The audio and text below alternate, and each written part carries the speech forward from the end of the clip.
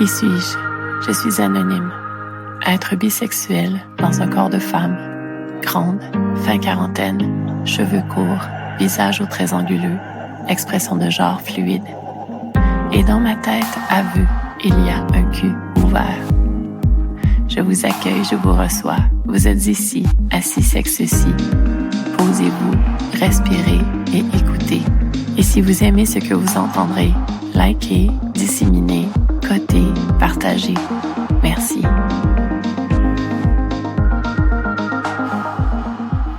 Épisode 25. L'histoire de Simone.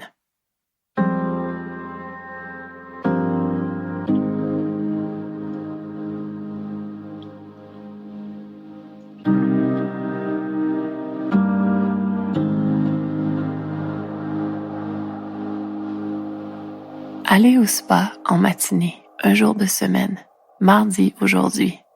Me stationner, me rendre au vestiaire, me dévêtir, me revêtir de mon 2 pièces. Investir l'environnement aux stations de détente multiples. Choisir intentionnellement le Barry transformé en sauna sec comme premier sanctuaire de relaxation et m'y caresser. Dans cette chaleur étouffante, je commence à me rouler la bille après avoir tassé le tissu de la culotte de mon bikini, installé sur une serviette pour préserver l'hygiène des lieux, par respect pour les utilisateurs subséquents. La bulle de verre qui fait office de mur de fond donne sur la forêt et la porte d'entrée amène à un vestibule de type sas, entre la saison en cours à l'extérieur et le cocon de ce lieu exigu hautement chauffé. Donc amplement le temps de replacer le tissu de la culotte de mon maillot pour me faire descente à côtoyer dans cet espace confiné si jamais un autre visiteur du site décide d'opter pour ce micro-sauna. J'aime me masturber dans cet environnement où je l'ai déjà fait à quelques reprises dans les dernières années. Ce petit rituel risqué m'enivre de bonheur, en plus des autres bonheurs que m'apporte cette visite à la station thermale. Cette fois, puisque la saison hivernale est à son point glacial, l'achalandage est à son plus bas et stimuler mon bourgeon en toute quiétude s'avère plutôt simple. La sueur perle sur ma peau et, à force, les gouttes se réunissent pour former de fines coulisses qui glissent très lentement sur mon épiderme jusqu'à mon entrejambe après avoir passé par le creux de mon nombril. Lascive, j'écarte mes cuisses et je dégage mes mamelons sans défaire le cordon de mon haut de bikini pour pouvoir, de mon autre main, effleurer mes pointes éveillées de mes doigts, ce qui suffit pour m'échauffer davantage. Un scénario me vient en tête par cet état de langueur. Une autre femme se roule la bille avec moi ici, dans ce baril, sur le banc en face. Une femme que je trouve très désirable, à la peau olive, au sexe aux poils noirs et taillés, aux petits seins aux mamelons bruns et érigés, aux yeux de biche pervers qui me dardent. Et puis, tout à coup, elle et moi, nous nous roulons la bille l'une face à l'autre. Nous nous retrouvons dans une pièce remplie d'hommes qui nous jettent des billets dessus pour nous encourager à aller plus loin dans notre perversion, l'une avec l'autre, et puis elle et moi, unis par un dildo à double tête, glissés dans nos fleurs, ces têtes de dildo toujours de face, elle et moi, mais étendues, arc-boutant nos dos, contractant nos muscles fessiers, nos abdominaux, balançant frénétiquement nos bassins. Des hommes jouant le rôle de piliers d'appui derrière nous pour nous permettre de trouver le bon rythme dans ce mouvement de pénétration à deux. J'entends les encouragements des hommes, je sens aussi du sperme qui gicle parfois sur mon torse et mon visage. Vous êtes de belles et sales garces à vous défoncer le cul pour nous. Des hommes manient des magic wands pour nos clitos et d'autres nous pincent les pointes pour nous amener à continuer à surfer cette vague exaltante. Et cette scène de dépravation ultime me fait jouir. J'éclate, je grogne, je rugis de plaisir. Seul dans ce baril, le grésillement de la chaleur sèche s'élevant des pierres brûlantes reprend le dessus dans mon mental et je sors de mon univers inventé de toutes pièces, de son déroulement stroboscopique. Putain de merde qu'il est merveilleux cet imaginaire qui me permet de si belles expériences de désinhibition. en toute sécurité. Pas besoin de discussion de dépistage ITSS avec les personnages créés dans ma psyché lors de mes sessions d'onanisme.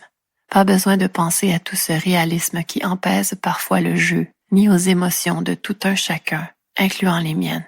Pas besoin non plus de sortir du confort du moment que j'ai choisi pour me donner du plaisir. Imagination, allié indéniable, ressources personnelles incomparable, garde-moi toujours allumé par ta toute puissance. Après ce plaisir orgasmique offert et atteint, je me plonge dans le bassin d'eau glacée, ce qui me ramène incontestablement dans l'ici et maintenant. Je peux passer aux autres petits bonheurs proposés sur le site. D'abord, je vais m'attabler pour déjeuner à mon rythme, inondé par la libération d'endorphines de cette thermothérapie et de cette jouissance exquise. En attendant mon assiette, je décortique la scène que j'ai évoquée pour me faire basculer dans ma petite mort.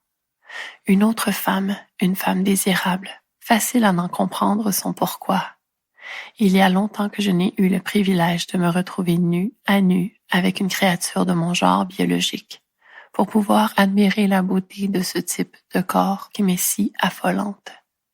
La femme détient définitivement un pouvoir érotique dans les méandres de mon palmarès fantasmatique que l'homme n'a jamais su supplanter. Sûrement dû à la première porno que j'ai consommée, cette place sur mon trône personnel et privé. Mon esprit divague en naviguant d'une expérience saphique à l'autre de mon existence. La fois où j'ai mangé le sexe d'une poétesse tigresse rencontrée au hasard dans un troquet de quartier un soir de semaine, ses ondulations et recoulements sous l'effet de mes caresses par mes doigts et ma bouche, le corps de rousse de mon ami d'adolescence, qui se retrouvait parfois dans mon lit après nos sorties de soirées spontanées, à qui je donnais du plaisir en chatouillant son clito enfoui sous les plis de sa chatte qui mouillait toujours parfaitement en réponse à mon initiative. Cette femme dans ce couple que je vois une ou deux fois l'an depuis quelques années, qui me fait penser à une princesse médiévale avec sa beauté sereine et harmonieuse, qui s'anime d'une espièglerie ravageuse une fois en mode jeu. Mon assiette arrive, je la déguste des yeux d'abord, en admirant tous ces produits locaux apprêtés avec talent, avant d'entreprendre la découverte du mariage de leur goût délicat et recherché, en portant la fourchette à ma langue, une délectable bouchée à la fois. Les billets jetés par un groupe d'hommes en délire, définitivement la scène de pure déchéance à la fin du film Requiem for a Dream, dans laquelle l'une des protagonistes se retrouve dans une situation d'exposition et d'exploitation sexuelle avec une autre femme pour payer son problème de consommation d'héroïne. Je sais, c'est dérangeant de reconstituer cette scène pour m'y plonger, sachant ce qu'elle représente fondamentalement.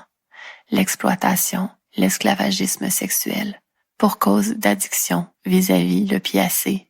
Mais moi, dans mon imaginaire, je le fais avec tout mon consentement, à jeun, menant une vie sans consommation, pour devenir le centre de toute cette perversion en collaboration rêvée avec cette nymphe à la peau olive. Mon imaginaire, lieu sécuritaire, zone de désir privé.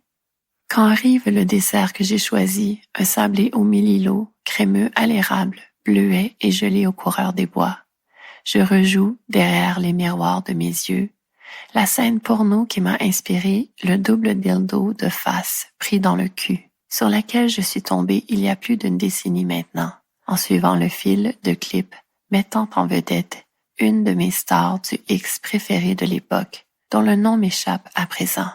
Elle et une collègue pratiquaient, avec ce qui semblait être une véritable allégresse, cette défonce anale perverse à l'extérieur, sur une grande couverture de plage, dans un décor exotique.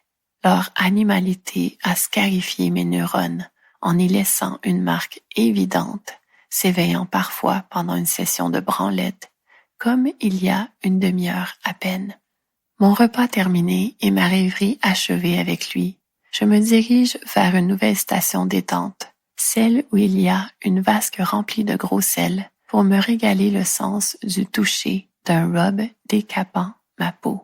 Suivant cet enveloppement abrasif, je me rince sous un jet, avant de pénétrer dans le sauna saturé de vapeur à l'eucalyptus qui ouvre mes pores tout juste exfoliés.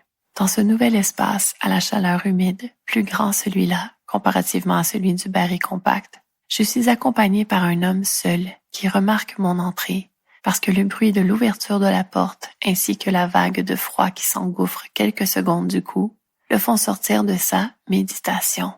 La vapeur étant à sa plus basse saturation, je remarque son sexe dans son short. Sans être bandé, il est turgescent. Peut-être faisait-il comme moi il y a quelques instants à peine. Peut-être se jouait-il des scènes allume-désir derrière les miroirs de ses yeux, dans cet air de détente sensuelle. Cet homme est gai. Je le sens, je le vois. Mon ami homosexuel de mes années collégiales appelait cette capacité à détecter l'orientation sexuelle le gaydar, un mot valise formé des termes gay et radar. De nos jours, ce mot valise est interprété par certains comme offensant, réducteur. Mais bon, cette intuition basée surtout sur le non-verbal, elle m'a toujours bien guidée. Alors je prends place sur un banc de tuiles, et puisque nous ne sommes que nous deux, et même si nous sommes dans un lieu de silence, je me présente. Bonjour, je m'appelle Simone. Bonjour. Je sais que nous sommes des étrangers, mais je n'ai pas pu m'empêcher de constater que j'ai dû briser le flot d'imagerie qui te faisait voguer ton désir. Je me suis masturbée avant de déjeuner, dans le baril. Je comprends ton état et libre à toi de reprendre ton voyage intérieur. Étonné, mais pour le mieux, cet homme me dit qu'il aime mon style et qu'habituellement, les femmes ne sont pas aussi désinhibées face à leur rapport à la pulsion sexuelle. Puisque nous sommes seuls, nous entamons une conversation au sujet de la masturbation et de ses bénéfices. Grégoire, c'est son nom, me rappelle que des études démontrent que le cerveau libère de la dopamine par réceptivité de caresses autopratiquées ou non, puis des endorphines si orgasme il y a, suivies par une dose de prolactine qui nous plonge dans un état de détente et de contentement assuré, donc baisse de stress observable. Je lui offre, en retour, que l'auto-érotisme permet de rester en contact avec sa pulsion de vie, ce qui s'avère sain dans notre rapport à nous-mêmes, à notre estime, en plus de contribuer à maintenir l'échange avec l'autre par cause de délicieux cercles vicieux. Je me touche, je veux me faire toucher. Grégoire dit que je lui plais bien, qu'il se sent confortable avec moi, comme en présence d'un individu avec qui il serait en amitié. Et oui, dit-il, d'un individu avec qui il serait en amitié, dans le sens d'un autre humain, non genré. J'ose alors lui demander à quoi il pensait juste avant que je n'arrive interrompre sa rêvasserie stimulante. Il se confie sans hésitation, avec simplicité. Il revoyait un moment sensuel partagé récemment avec un amant avec qui il entretient un lien intime de confiance depuis quelques années. Il se revoyait lui demander de lui lécher les couilles à cet amant qui était à genoux, son regard levé vers le sien. Ce regard, me dit-il, le hantait pour le mieux depuis. La langue tendue vers sa verge, sa queue ensuite pompée par ce partenaire de jeu de longue date, ses gestes combinés à ce feu transmis par ses yeux vissés sur les siens. Il formait un parfait moment cristallisé maintenant dans sa psyché, comme brûlé et imprimé quelque part dans ses neurones. Je ne pus m'empêcher de sourire en repensant à ce marquage au fer rouge d'une scène porno dans mon propre cerveau. Pour Grégoire, ce moment scarifié dans ses neurones avait été réel, le chanceux. Quoi qu'il en soit, la vie a ce sens de l'humour, pour ne pas dire ce sens de l'amour, qui nous ramène toujours à l'essentiel. Jusque dans notre auto-érotisme, nous avons besoin de l'autre.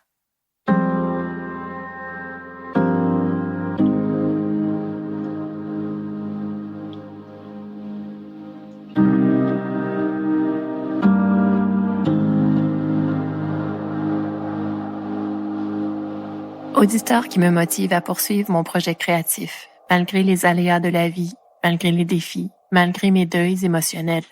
Penchons-nous sur cette expression employée pendant la fiction tout juste narrée et extirpée de mon imaginaire. En attendant mon assiette, je décortique la scène que j'ai évoquée pour me faire basculer dans ma petite mort. Cette petite mort, ayant comme frère de sens les termes orgasme, jouissance. Petite mort, expérience positive, puissante, qui nous fait sortir de notre corps, le temps d'atteindre le sommet d'une montagne pour de là plonger dans le vide. Petite mort dans le sens de je m'évanouis ou je suis secoué de frissons tellement ce point culminant de sensations physiques et émotionnelles combinées est intense. Et c'est de là que l'expression viendrait réellement, de ces symptômes physiologiques observables. En effet, ce serait au 16e siècle, à l'époque à laquelle Ambroise Paré, père de la chirurgie moderne, a existé, que cette manière de désigner un climax provoquant de telles manifestations d'état au plan physique, l'évanouissement, les frissons, est née. De l'orgasme, on disait que c'était une syncope, et ce serait Antoine de Corbie, un maître barbier, chirurgien et auteur du livre Les fleurs de chirurgie, qui, dans cet écrit, aurait utilisé cette expression, peut-être pour ce qui fut sa toute première entrée écrite dans le monde du langage humain. Ouvrir les guillemets. Celui qui est en syncope est comme s'il était mort. Aussi appelle-t-on vulgairement ce mal petite mort. Fermez les guillemets. Mourir à soi-même pour mieux poursuivre. Bon, délaissons l'anecdotique en lien avec cette expression dramatique pour investiguer cette fois-ci un concept, ou plutôt un choix individuel, celui d'opter pour l'auto-érotisme, la masturbation, l'onanisme. Sur le site ciao.ch, un site internet permettant aux jeunes de la Suisse âgés entre 11 à 20 ans de poser des questions anonymement et gratuitement 24 heures par jour et 7 jours sur 7 à des spécialistes adultes qui leur répondent, un garçon a demandé « Bonsoir, j'ai une question un peu bête, mais je la pose quand même. Est-ce que le fait de se masturber est considéré comme un acte sexuel? » La réponse. Tout d'abord, il n'y a pas de question bête. Tu as bien fait de nous poser ta question sur la masturbation.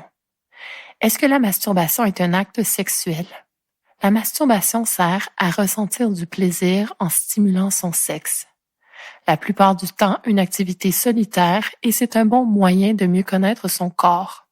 L'acte sexuel est synonyme de relation sexuelle.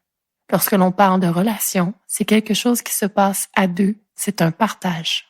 La masturbation peut faire partie d'un acte sexuel ou d'une relation sexuelle, mais pratiquée seule, on peut alors parler de plaisir ou découverte sexuelle. Cette pratique solo peut donc être partagée, accomplie aux côtés d'un ou de plusieurs autres partenaires. Pourquoi pas? Et même, une autre main que la nôtre peut bel et bien nous mener à ce paroxysme nous propulsant entre la vie et la mort. Mais let's be honest, cette main, si ce n'est pas la nôtre, doit soit très bien nous connaître, soit avoir un foutu don puissant pour provoquer le synchronisme de la montée du plaisir avec le défilement de notre imagerie mentale. Un truc pour aider ce type de partage de cette pratique, parler ou demander à notre partenaire de nous parler. Dirty talk, baby. Petit conseil d'amis. Bref, se rouler la bille, s'astiquer la nouille, faire reluire son bijou ou pleurer son petit Jésus. Et là là. L'auto-érotisme qui fait rougir le commun des mortels si on l'évoque. Imaginez un convive dire en plein souper « Oui, je suis célibataire, sans partenaire, mais Dieu que ma main ne me déçoit jamais. » Une véritable déclaration de guerre au fait même d'exister les uns avec les autres. Et pourtant, qui de nous n'en pense pas autant? Dieu que ma main ne me déçoit jamais. Bon, peut-être l'humain qui n'a jamais pratiqué cette autostimulation manuelle de ses parties génitales, un humain qui n'a pas encore eu l'éveil sexuel ou un individu qui n'en a pas l'appétit. C'est possible. Quoi qu'il en soit, apprendre à se caresser est un must. Si l'on veut savoir ce qui nous fait grimper dans les rideaux, si l'on veut bien dormir, si l'on veut se sentir plus en vie, tout simplement. Une petite session de branlette fait l'effet d'un défibrillateur. Boum! Ah oui, je peux encore sentir quelque chose. Petite mort. C'est que je suis en vie, pas vrai? Tout cela étant dit, moi, si j'avais entre 11 et 20 ans et que j'étais un jeune Suisse ayant accès au forum de ciao.ch, je demanderais ceci aux spécialistes. Est-ce que le fait de se masturber en solitaire est en contradiction avec l'abstinence?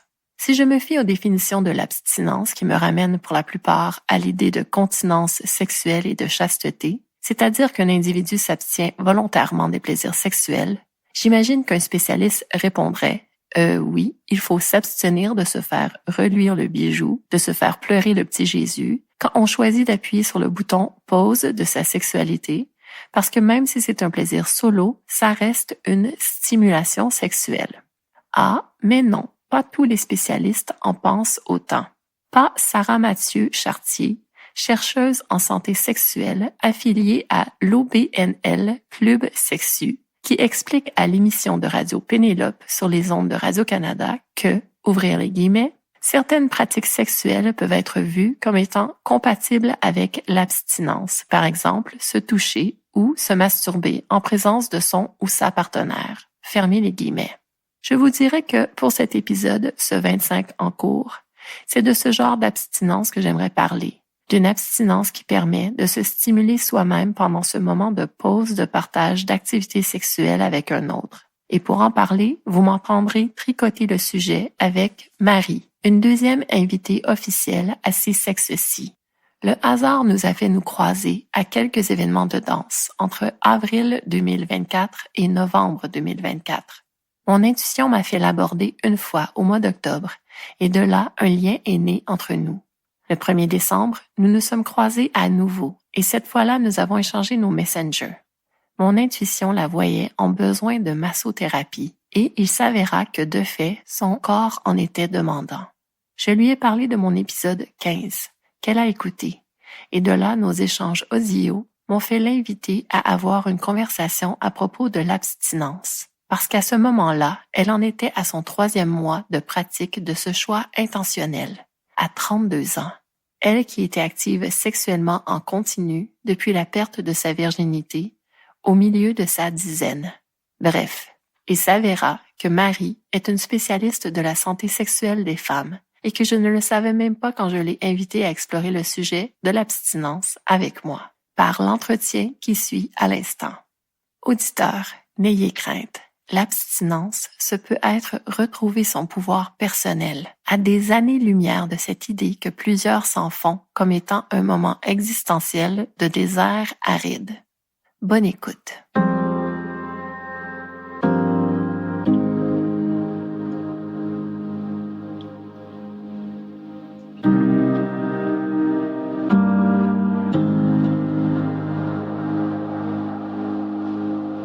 Alors, bonjour, Marie. Je vais t'adresser comme étant Marie, puisque c'est ce que tu m'as dit que je pouvais faire.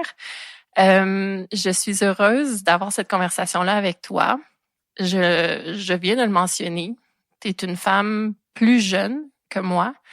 C'est pas vraiment important, mais je trouve que c'est quand même un bon facteur contextuel pour la conversation qu'on va avoir. Est-ce que tu peux nous parler un peu de ton parcours par rapport à l'intimité en général dans ta vie? C'est quoi ton rapport à l'intimité dans ta vie? Oui. Donc, merci de me recevoir. Puis, oui, mon parcours a commencé quand même assez jeune, vers 11-12 ans. Je commençais à avoir ces pulsions sexuelles. Je sentais beaucoup de plaisir à parler avec les jeunes garçons. J'ai commencé à explorer aussi la masturbation beaucoup plus jeune, mais là, on dirait que je le conscientisais un peu plus. Okay. J'utilisais comme méthode pour me déstresser, pour me désennuyer parfois là, quand je m'ennuyais. Puis, mais venant d'une famille archi-chrétienne, je savais que c'était, on mentionnait que c'était quand même assez mal, donc je le faisais en cachette. Donc, il y a toujours eu ce côté entre moi, ce côté érotique, puis le côté que j'essayais un peu d'étouffer parfois, où je le faisais. Donc, il y avait la culpabilité, la fameuse culpabilité de sentir la pulsion, d'avoir envie de vivre ce plaisir-là par la masturbation à ce moment-là, mais de sentir aussi qu'il y avait quelque chose de pas correct parce que la famille j'imagine, la communauté dans laquelle tu étais avait associé ces valeurs-là. Exactement. Puis à la maison, on parlait pas de sexualité du tout. Puis vers 16 ans, donc à 16 ans, je décide de me faire baptiser dans cette église qui est une église baptiste évangélique. Et dans mon discours, je dis que j'aimerais ça attendre le mariage avant de faire l'amour. Puis je pense que quelques jours après, j'avais ma première expérience sexuelle avec mon copain. OK. Est-ce que question comme ça, est-ce que ton copain faisait partie de l'église? Non, c'était vraiment, moi j'allais dans une école secondaire que de filles. J'allais à l'église, puis c'est vraiment tout ce que je faisais là, puis j'étudiais. Okay. Donc où il n'y avait pas vraiment moyen. Ce garçon-là? Je l'ai rencontré à l'épicerie. Donc, j'allais souvent à l'épicerie avec ma sœur aînée. Okay. Et c'était le gars qui... j'ai oublié le nom du poste, mais il rentrait les chariots. Un commis, on peut dire un commis. Okay. Puis on s'est croisés quelques fois, puis vraiment, je chantais l'électricité. Je sais pas comment j'ai fait pour le retrouver sur Facebook ou comment il a fait pour me retrouver sur Facebook. Puis c'est comme ça que le contact s'est fait.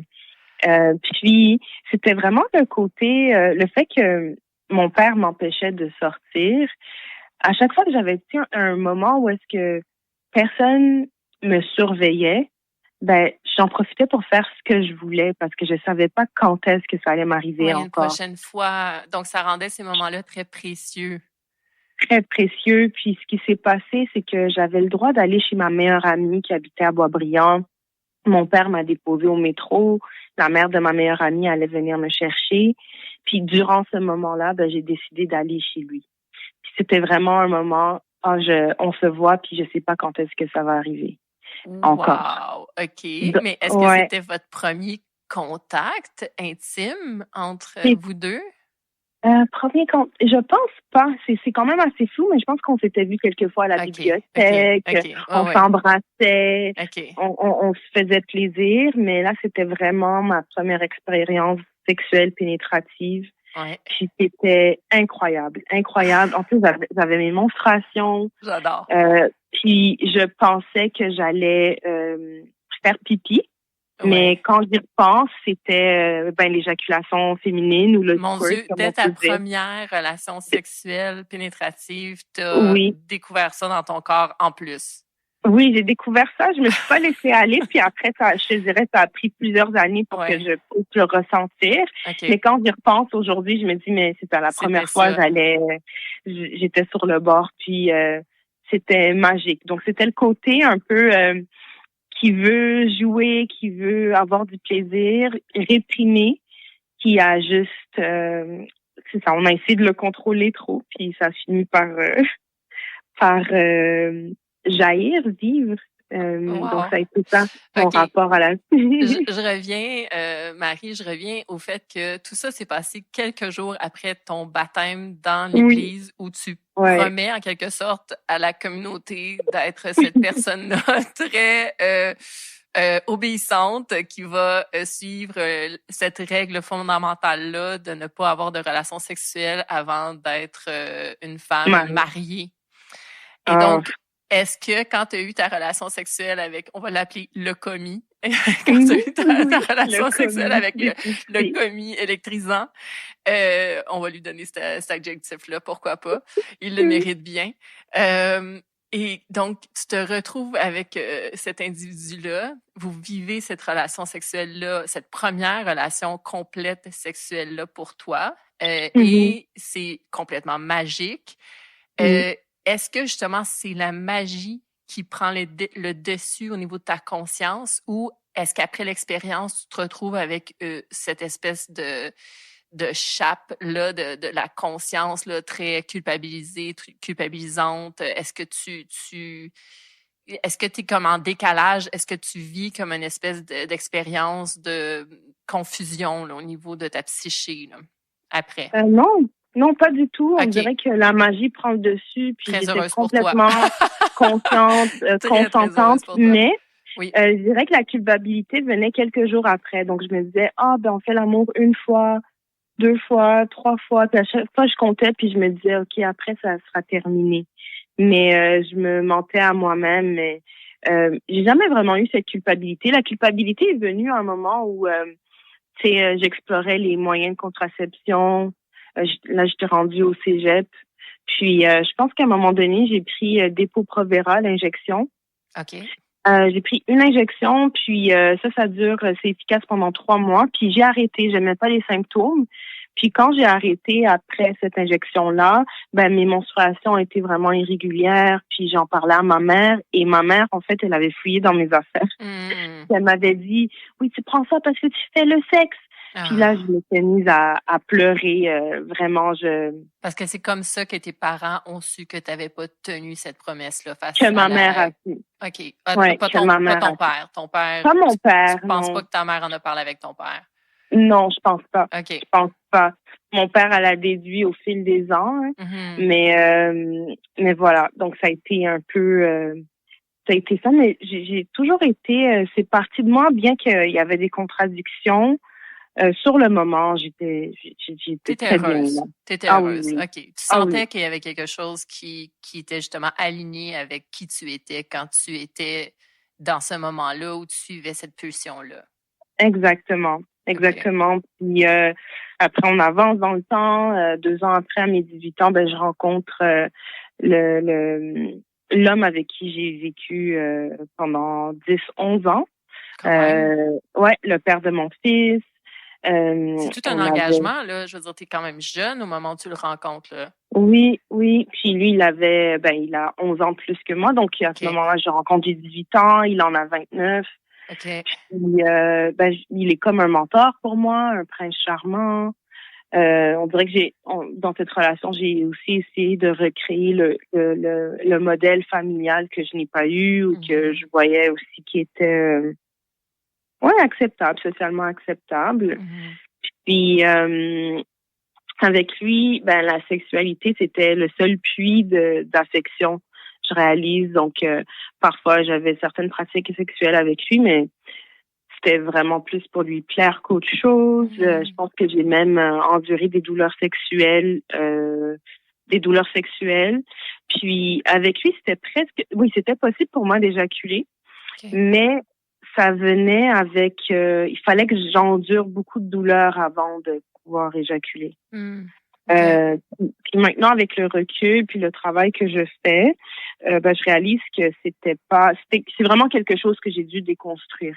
C'est-à-dire que je n'ai pas besoin d'avoir mal pour éjaculer. Pour avoir du plaisir qui t'amène à l'éjaculation. Okay. Oui, c'est ça. Puis après, tout le monde a ses pratiques sexuelles, mais là, c'était vraiment des douleurs où est-ce que quand j'avais une pénétration profonde, après, oui, j'éjaculais, mais après, j'avais un mal viscéral. J'avais un mal viscéral. Il fallait que j'aille aux toilettes. J'avais ça envie. Je savais pas par où ça allait sortir, mais ça faisait très mal à l'intérieur. Puis tu l'acceptais parce que dans le fond, c'était l'homme qui était dans ta vie, puis je sais même pas s'il savait que j'avais mal. Tu lui en parlais pas? Non, j'en parlais pas, mais c'était la position qui faisait que j'arrivais à éjaculer. Okay. Donc, vers la fin de la relation, j'essayais je prenais cette position-là. Je savais qu'en acceptant beaucoup, beaucoup de douleur, j'allais aussi avoir beaucoup, beaucoup de plaisir. À la fin, OK. Oui. Donc, c'était totalement contentant aussi de ma part, mais c'était clairement quelque chose que j'avais à déconstruire dans ma sexualité, que j'ai voulu déconstruire.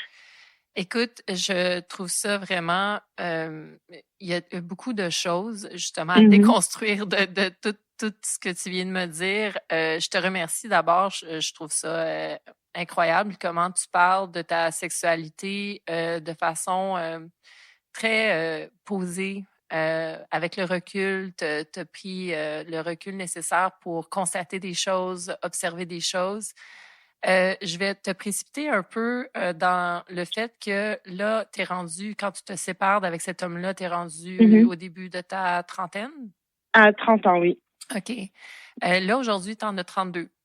c'est ça? 32. OK. Presque 33. Donc là, après ta séparation, j'imagine que tu as eu d'autres relations avec d'autres Oui. hommes. Ah Et oui. là, tu découvres une nouvelle Mhm. sexualité. Mhm. OK. Ouais, ouais. Donc après cette relation, ben j'ai eu plusieurs partenaires. Pour moi, c'est toujours un à la fois. Là, j'ai fait autre chose, mais pour moi, je me dis je découvre comme un monde à la fois. Qu'est-ce que Puis tu veux c'est dire de essayer autre chose? Est-ce que je peux te poser la question? Donc, tu as eu plusieurs partenaires comme one-on-one, mais plusieurs à la fois dans ta vie?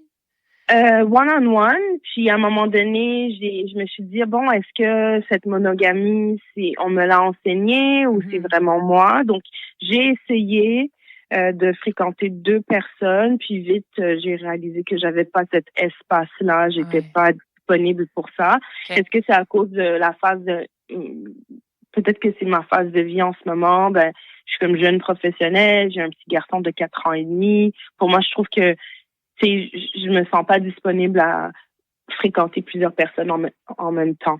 Mais j'ai vraiment voulu, ça a été tellement, c'est exploratoire pour moi là maintenant. Je me découvre, je découvre les autres, puis c'est vraiment rafraîchissant. Donc après ma séparation avec du père de mon fils, ben j'ai eu plusieurs partenaires. Puis là, je me disais, enfin, je peux vivre ma sexualité pleinement, je peux totalement être moi-même sans me sentir mal. Qu'est-ce que ça veut dire, ça, être totalement toi-même? Totalement moi-même, ben, tu sais, j'ai un appétit sexuel très élevé. Puis avec le père de mon fils, ben il avait pas le même appétit, donc il fallait attendre une fois par. Je suis contente de t'entendre dire ça parce que dans le fond, le sujet d'aujourd'hui, c'est l'abstinence. Donc, dans le fond, je trouve ça intéressant que les auditeurs entendent le fait que tu es quelqu'un de très sexuel et tu le reconnais depuis longtemps, en fait. Tu as parlé du tout début de tes pulsions sexuelles quand tu as commencé à te masturber. Quand tu as commencé à trouver des moments pour justement te donner ce plaisir-là. Ensuite de ça, tu es allé, je dis pas à l'encontre de toutes tes valeurs, mais je veux dire, tu as quand même embrassé cette pulsion-là pour avoir tes premières relations sexuelles pénétratives. Tu as suivi ta pulsion sexuelle de façon très naturelle dans ta vie. Donc, après la séparation avec le père de ton fils, tu redécouvres cette espèce de plaisir-là d'être par toi-même, à vivre cette sexualité-là, et tu te la réappropries en quelque sorte. Tu as des explorations avec un partenaire à la fois, mais différents partenaires. Donc, j'imagine que chaque partenaire t'apporte quelque chose de différent, qui te révèle des choses de toi-même aussi.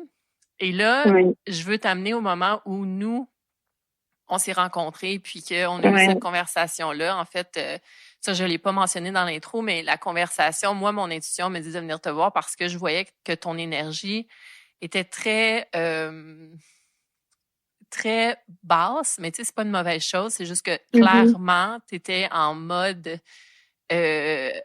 comme moi, je vais te dire un peu ce que je voyais, là. C'était très intuitif, mais tu étais comme un animal dans un terrier qui était en train de prendre soin de toi, tu sais. Puis que tu étais en mode, je me tourne vers moi-même, je ne suis pas coupée des autres, mais je me protège de quelque chose, je me refais un plein d'énergie. Et c'est ce que je voyais. Et assez rapidement, quand on a communiqué par audio, tu as mentionné le fait que tu étais dans une période d'abstinence. Est-ce qu'on peut en venir à ça? Oui, mais tu as une très belle intuition parce que c'est vraiment ce que je disais à ma thérapeute. J'avais l'impression que j'étais comme un petit chat qui était en train de lécher ses blessures. J'avais vraiment envie de me régénérer. Puis l'énergie sexuelle, c'est une force vitale. Puis autant qu'avec mes thérapeutes, pas mes thérapeutes, ça pourrait être des thérapeutes, mais mes partenaires, dans chaque pratique sexuelle, je le voyais comme ça me donnait beaucoup d'énergie, j'avais les idées plus claires, ça me faisait du bien, ça me permettait de me défouler. Mais là, je commençais à sentir que, tu sais, à tout ça, il y avait le côté peut-être addictif, il y avait le côté un peu parfois échappatoire. Puis je sentais que j'avais vraiment besoin de garder ce temps pour moi et garder cette énergie pour moi. J'avais vraiment envie puis j'ai vraiment envie de déconstruire certaines choses, puis pour rebâtir sur des bases plus solides, plus saines et conscientes. Mhm. Donc, c'est pour ça que j'ai décidé de le faire.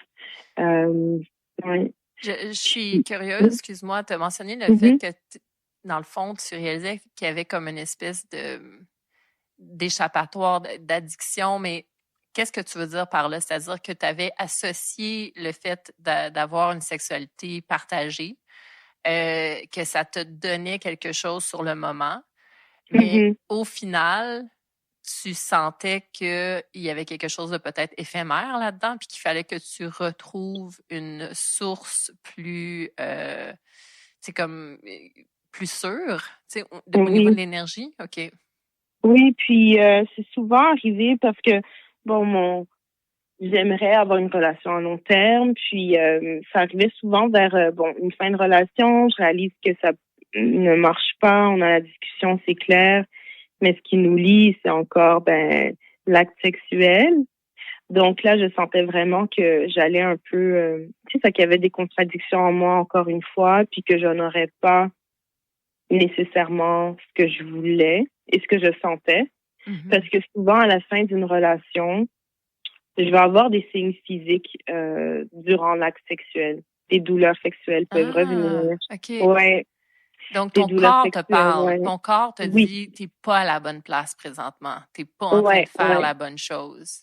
c'est ça. Puis, je sentais que parfois, il fallait que je me déconnecte un peu, soit que je fume un peu pour vraiment comme, me relâcher ou juste profiter. Mhm. Vraiment, je trouvais qu'il commençait à avoir une incohérence entre le corps, l'esprit. Le corps, moi, je Euh, dis qu'on a un corps émotionnel, là, aussi. C'est vrai que c'est oui, ça. C'est c'est ça. comme, c'est le corps émotionnel, le corps physique, le corps spirituel, tout ça, c'était Exact. pas aligné, là. OK. Mhm. Le corps physique, je sentais vraiment que là, c'était vraiment le corps physique qui en bénéficiait. Donc, sur le coup, c'est bien, ça fait du bien, mais après, je sentais que ça me volait de l'énergie puis du temps. Mhm. OK. OK. Donc, Donc, là, tu prends la décision de vivre une abstinence. oui. Puis ça me trottait dans la tête depuis un moment, depuis l'été 2024. Mhm. Mais à ce moment-là, j'en avais vraiment peur. Quand j'en parlais, Qu'est-ce qui te faisait peur? j'avais peur parce que je pense que c'était à cause de mon passé, là, de retourner. Je le voyais vraiment comme une restriction. Je me disais, comment est-ce que je Mhm. vais faire pour, tu sais, c'est bien, là, faire l'amour. Je me dis, pourquoi est-ce que je me prive de ça? Est-ce que je vais retrouver une personne avec qui je vais avoir une aussi belle connexion? Puis j'en avais parlé à deux hommes qui étaient intéressés à moi, puis eux souvent ils me disaient ouais c'est pas vraiment nécessaire, puis un autre me disait ah oui, la dernière fois que j'ai fait ça j'avais l'impression que j'étais comme un fruit séché puis que je perdais mon énergie vitale. C'est intéressant parce que j'ai fait quelques recherches avant notre entretien, puis sur le sujet de Mhm. l'abstinence, puis en fait, d'embouteiller un peu l'énergie sexuelle, ça peut être extrêmement productif. Donc, c'est tout le contraire d'être Mhm. un fruit séché. Ben oui. Parce que dans le fond, ça, j'aimerais ça que tu m'en parles parce que dans nos très courts audio qu'on s'est échangés, je sais que toi, tu parles beaucoup du feu, de l'énergie, et je sais que tu connais beaucoup de Mhm. choses à ce sujet-là, que tu les ressens dans ton corps aussi, ces choses-là. Je veux juste dire aux auditeurs, dans le fond, les événements de danse où on s'est rencontrés, toi et moi, c'est dans des événements de danse extatiques. Et Mhm. pour moi, tu sais, je te dis ça de façon très humble, là, mais mon regard et mon expérience de ce type de danse-là, comparativement à d'autres types de danse que j'ai faites dans ma vie, je trouve que la danse extatique, c'est justement quelque chose qui nous ramène beaucoup à l'essentiel, à notre animalité, à nos Ouais. racines. C'est quelque chose qui ground, c'est quelque chose Mhm. de très désinhibé. Donc, et je t'ai vu danser, tu sais, je sais que tu es justement capable d'aller dans une énergie très terre, tu sais, on prend Mhm. l'élément terre. Donc, peux-tu me parler justement de cette énergie-là et est-ce que tu as senti une différence justement au niveau de ton énergie quand tu as commencé et que tu as vécu ta période d'abstinence, qui a duré combien de temps environ ta période d'abstinence? Ça a duré 3 mois. Okay. J'ai eu une expérience après, puis là, on dirait que ça reprend. J'ai plus de désir sexuel vers l'autre, orienté vers l'autre. OK. Donc, mais ce 3 mois était assez pour que j'ai l'impression que je suis tombée en phase de sevrage. Mm-hmm. Je faisais des rêves érotiques. J'ai ressorti mes jouets. Puis je réalise que la masturbation, je me masturbe plus quand j'ai un partenaire que lorsque j'en ai pas. OK. Parce que j'ai besoin, peut-être là, ce sera peut-être mon imagination qui a besoin d'être stimulée, mais j'ai vraiment besoin d'avoir un partenaire au moins une fois par semaine ou je sais pas pour me sentir stimulée pour me donner du plaisir. Mais je le fais de temps en temps encore, mais c'est pas aussi ça me procure pas autant de plaisir que lorsque j'ai un partenaire. OK, c'est intéressant quand même. C'est vraiment intéressant. J'ai eu un partenaire pendant 1 an et demi ou 2, puis là, je pouvais me masturber presque tous les jours, alors que je le voyais 1 ou 2 fois par semaine. Et maintenant que j'en ai pas, ça va se faire peut-être 1 fois semaine, mais je suis bien parce que je sens que cette énergie est juste orientée ailleurs. OK. Donc on revient à ce que je disais tantôt, là, parler quelques... Dans la création. Création, j'organise un peu mieux mon travail. Là, avant qu'on se parle, j'étais en train de refaire un peu ma garde-robe, organiser. Je remets l'amour vraiment... C'est comme de l'amour orienté dans mon nid, vers mon nid. Alors que c'est ça. Donc, puis j'ai besoin de jouer aussi. Donc, le côté Eros, ce que j'ai réussi à décortiquer avec ma thérapeute, c'est que l'Eros a besoin de jouer aussi. Oui, définitivement. Et tout peut être érotique. Tu monter ta bibliothèque, cuisiner, bien entendu, faire l'amour. Danser. Moi, c'est la danse qui me nourrit énormément. Oui, ça, je pense qu'on partage ça, toi et moi.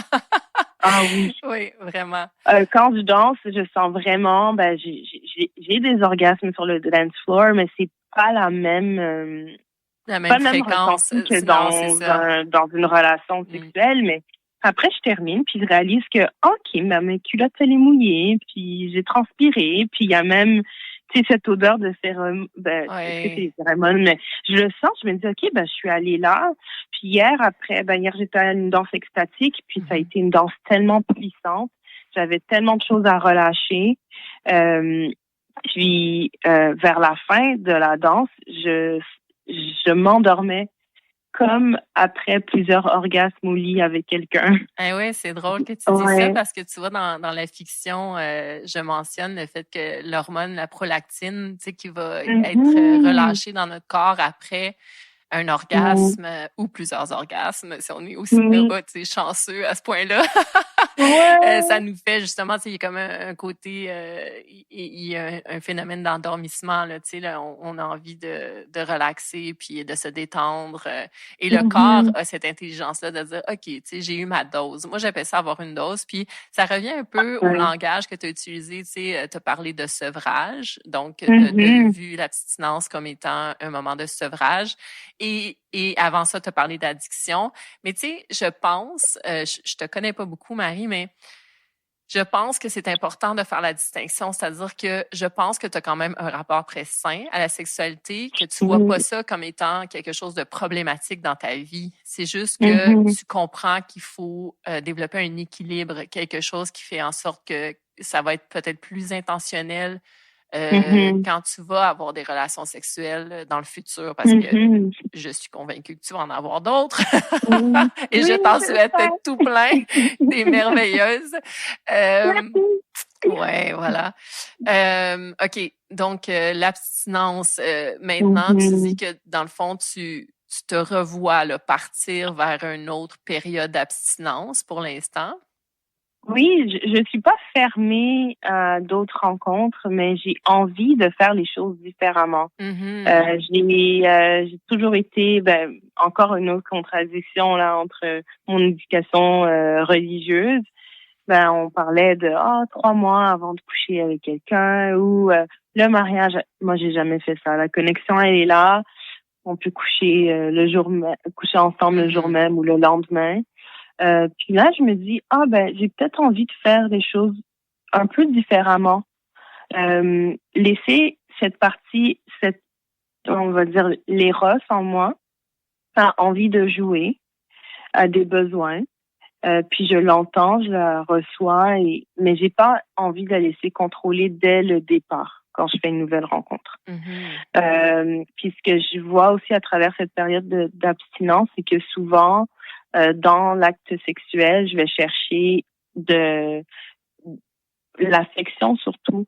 Donc, j'ai des soirées entre amis où parfois on fait juste se faire des câlins, Mhm. rester comme un peu des cuddle, puis des caresses sur les avant-bras, ça me procure beaucoup de plaisir et ça me nourrit. Puis là, après ce genre de soirée, je me dis, j'ai pas besoin de, c'est moins, D'avoir une relation d'avoir plus, sexuelle d'avoir plus. pénétrative pour Exact. avoir cette espèce de, je reviens au mot Oui. dose, parce que moi, je l'utilise de Ouais. façon très positive, mais c'est Mhm. ça que c'est, moi, dans mon projet, j'en ai parlé à quelques reprises, mais là, je vais le rementionner, mais je Mhm. crois, on est une machine de chair et on a Mhm. notre peau, comme, comme tu le sais très bien, je veux Mhm. dire, j'invente rien, là. On le ressent, comme tu viens de l'expliquer, de se faire caresser, que ce soit Mhm. par un ami, que ce soit par un Oui. parent, tu sais, un enfant, justement, tes mères,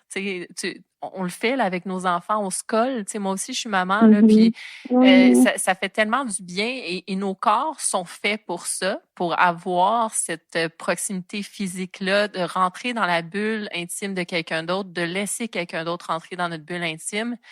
Et c'est extrêmement nourrissant. C'est une nourriture parce qu'on est bâti, on est construit pour ça, pour Mhm. cet échange-là physique. Mais je trouve ça beau de t'entendre dire que tu réalises de plus en plus que tu peux avoir un contentement par quelque chose de peut-être moins, pas complet, mais Ouais. de ne pas aller jusque dans la sexualité pénétrative pour ressentir du Mhm. plaisir qui va être nourrissant, que là, tu peux le constater, tandis qu'avant, Ouais. peut-être que Ouais. tu associais ce contentement-là seulement avec une relation sexuelle complète et Exactement. intense. Je trouve ça beau. Je trouve que Oui. c'est un message Merci. d'espoir pour beaucoup de gens dans notre Oui. monde, parce que Oui. c'est ça. Je pense qu'il y a un besoin de revenir à quelque chose de plus lent, de plus organique. Ouais. Moi, je t'ai fait la confidence, mais ce qui m'a beaucoup interpellée quand justement tu me parlais de ta période d'abstinence qui était consciente à 32 ans, ça m'a vraiment beaucoup touchée parce que moi, en 2024, j'ai pris aussi un certain recul par rapport à ma sexualité. Par mon projet, je pense que les auditeurs le savent. Je suis une exploratrice, je me considère comme ça. Mais après 10 ans d'exploration, j'ai senti que j'avais besoin, moi aussi, de me régénérer, de faire attention à mon énergie, de ne Mhm. pas accorder mon énergie à n'importe qui et dans n'importe quel contexte. Ouais. Donc, j'ai revisité tout mon rapport à l'intimité avec un but précis. Dans le fond, mon but est encore le même, là, mais c'est de trouver un individu qui va devenir mon partenaire fondamental, ce que j'appelle le partenaire primaire Mhm. euh, de confiance. Donc, et en plus de ça, tout ça, dans cette espèce de cheminement-là, est venu le besoin de revenir à quelque chose de plus lent, de plus Oui. progressif. Mhm. Comme quand justement j'étais adolescente, puis que j'ai eu mon premier partenaire sexuel, puis que les premiers 6 mois, ben, c'était de l'exploration avant le sexe pénétratif, qui nous a fait Wow. perdre notre virginité. Je me suis dit, quel bonheur, de pouvoir juste revenir à ce plaisir-là de comprendre qu'on a un corps complet, qu'on peut avoir un contentement extrême juste en se caressant pendant des heures parce que tout ça, c'est nouveau. Je veux dire, tu rencontres Oui. quelqu'un de nouveau, puis son énergie est tellement fascinante. Cet individu-là va trouver ton énergie fascinante. L'échange comme tel n'a pas besoin d'aller au bout tout de suite, d'aller au bout de cette consommation-là ou consommation-là, tu Oui, sais. On peut prendre notre temps exact. puis faire une espèce de build-up. Un peu, moi, j'ai jamais pratiqué le tantra, mais ce que j'en ai lu, c'est un peu ça, tu sais, de faire en sorte que l'énergie, le feu soit augmenté. Exact. Puis le feu, tu sais, c'est une belle énergie quand elle est bien contrôlée aussi, hein. Ben, ça peut brûler, ça peut tout ravager, mais le feu nourrit, le feu. Vraiment, un des mots qui reviennent, c'est j'ai envie que ce soit lent, c'est slow and steady, comme Oui. faire mijoter le tout. Et le feu nous Euh, protège aussi. Tu sais, ne l'oublions ouais. pas, l'humanité, quand on a découvert le feu, là, ça nous a Mhm. protégés de notre environnement. Oui. Tu sais, ça Ouais. nous a donné du réconfort, ça nous a. Donc le feu en soi est pas mauvais. Puis c'est pas Non. une question de le contrôler. Moi, c'est un mot avec lequel j'ai de la difficulté. Le contrôle, Mhm. c'est Ouais. plus comme un rapport d'équilibre. Exact. Tu sais, c'est de Ouais. revenir à Un l'équilibre. équilibre. Ouais. Oui, c'était vraiment, donc c'est vraiment cette intention de revenir à l'équilibre, puis de m'observer sans me juger. Donc c'est pour ça que je m'étais dit, bon, au départ, je m'étais dit, ah, je vais faire 1 an, ou puis quand, après 3 mois, quand j'ai eu une relation sexuelle pénétrative, je me suis pas sentie mal du tout. Mhm. Puis je me suis dit, écoute, c'était très bien. C'était comme un volcan, C'est ça que c'était j'allais dire. On peut nourrissant. terminer là-dessus parce que bon, on a comme Mhm. atteint un peu la Oui. limite du temps et c'était tellement, tu sais, je veux dire, c'était vraiment un bel entretien. Là, je te remercie, Oui. c'était extraordinaire. Mais je suis curieuse justement, au bout de 3 mois d'abstinence, quand tu as eu cette relation plus complète, Mhm. sexuelle, Mhm. est-ce que tu te sens à l'aise de nous parler? Est-ce que c'était avec quelqu'un que tu connaissais? Oui, J'ai la c'était réponse, mais avec une OK. personne que je connaissais, avec ben, mon ex, OK. puis je me suis sentie, c'était juste une rencontre je me suis sentie très ben, écoutée, vue, puis je pense que tous les deux, on avait besoin aussi de ce moment-là pour se poser, puis relâcher ce qui avait à être relâché, puis partager cet amour, cette tendresse. Puis ça a été, puis là encore quand je dis le corps parle, mais mon corps a parlé, mon corps, je me sentais en sécurité, je me sentais aimée, puis j'ai éjaculé énormément, puis je me sentais vraiment bien, puis c'est C'était un acte de guérison, en quelque oui, sorte. Et, ouais, tu sais, je veux dire, bien sûr, un acte d'amour, mhm, mais euh, moi, j'aime le fait que cet acte d'amour-là, c'était comme une espèce d'amour envers toi, tu sais, ouais, aussi d'abord, tu sais, tu t'es permis ça, tu sais, j'aime entendre le fait que tu t'étais donné comme une espèce d'objectif d'aller à 1 an, puis au final, au bout de 3 mois, tu as eu cette opportunité-là, puis tu l'as saisi, puis encore une mhm, fois, on revient à un thème de base, c'est dans la conversation, tu n'as pas ressenti de culpabilité, tu t'es laissé non, aller au plaisir que ça t'a donné et mhm, au bonheur, et tu as vu ça comme justement une nourriture qui t'était permise et donnée à ce moment-là avec un partenaire de confiance. Je trouve ça extraordinaire. exactement. Puis c'était assez pour nourrir mon feu. Puis je Mhm. pense qu'avant ce feu-là, je le voyais souvent partagé avec quelqu'un d'autre. Puis là, ben ce cadeau que l'abstinence m'apporte, c'est que ben ce feu-là, il est en moi. Puis je peux choisir avec quoi je le nourris. Ouais. Puis c'était juste assez. Donc euh, là, je me sens beaucoup plus pas sobre, mais plus consciente. Plus consciente. Donc, c'est ça, j'ai continué sur ce chemin-là, mais je trouve ça magnifique. C'est un très beau cadeau. Je vais juste rajouter que dans le fond, c'est une paix. Moi, je te sens peut-être plus en paix. C'est Mhm. souvent ça que ça apporte l'équilibre, c'est qu'on Ouais. on se sent pas à la merci des Mhm. facteurs externes. On a trouvé notre équilibre à l'intérieur de nous. Et donc, on est plus Mhm. ouvert à ce que la vie nous apporte. Puis voilà. Ouais. Je suis encore une fois très reconnaissante de cet entretien. Merci beaucoup. Puis, bon, les auditeurs le savent pas, mais nous, on se voit demain. On va aller danser. Oui. Donc, je t'embrasse. Merci beaucoup pour tout. Merci à toi.